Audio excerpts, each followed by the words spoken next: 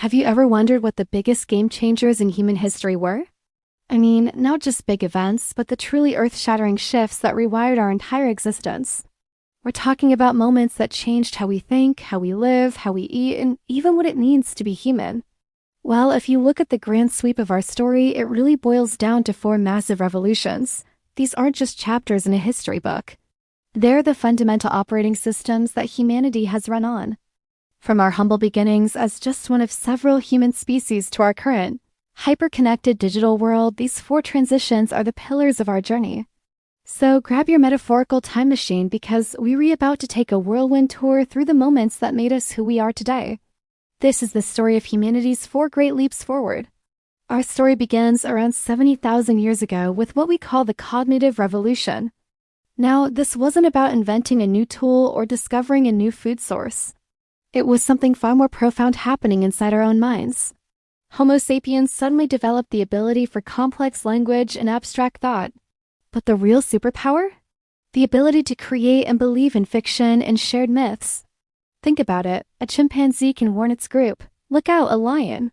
But only a human can say, "In the beginning, a great lion spirit created our tribe."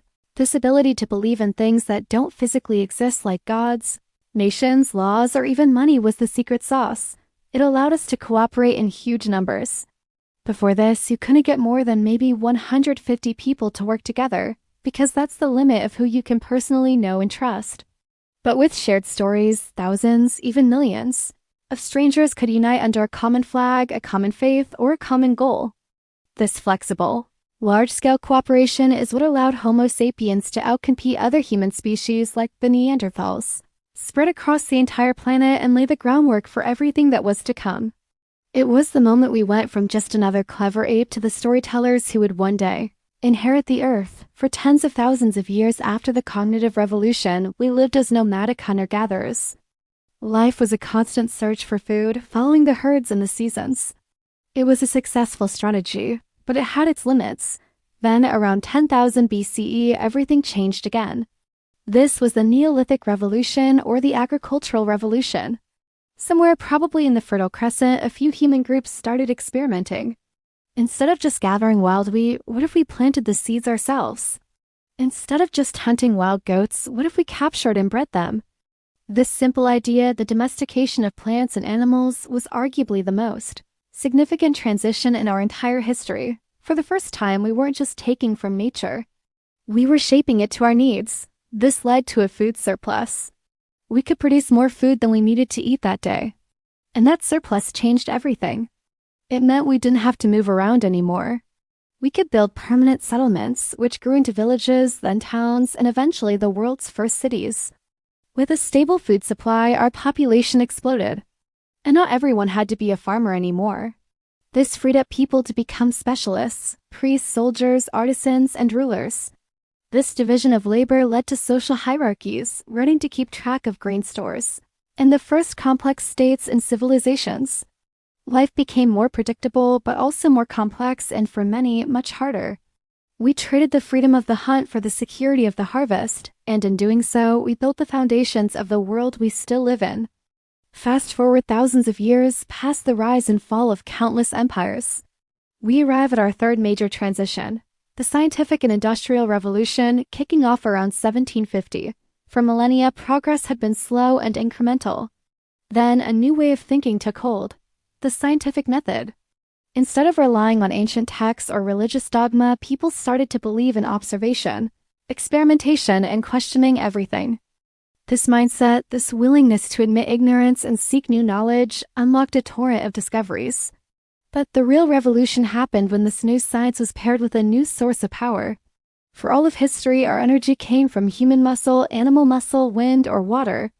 The Industrial Revolution was about harnessing new, seemingly limitless energy from fossil fuels, first coal, then oil. The steam engine didn't just move trains.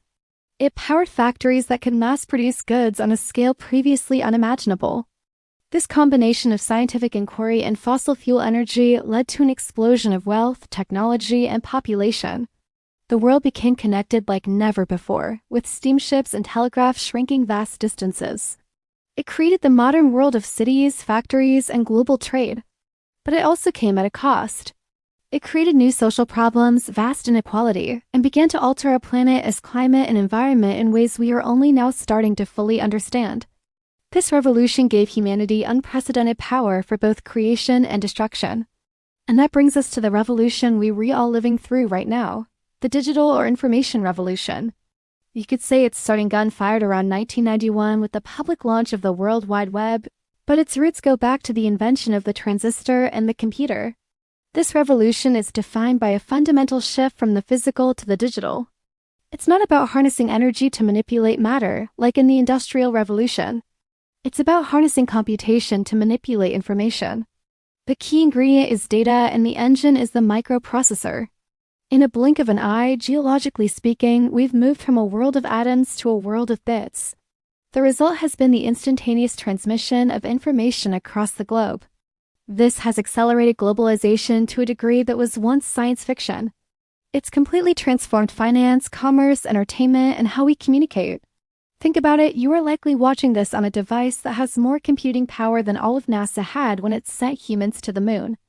And this revolution is still in its infancy. We're now on the cusp of its next phase, driven by artificial intelligence and biotechnology.